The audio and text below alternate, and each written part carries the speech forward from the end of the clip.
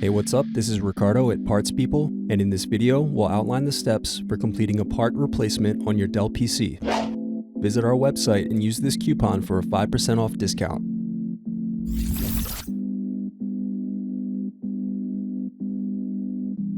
First, unscrew, then remove bottom base.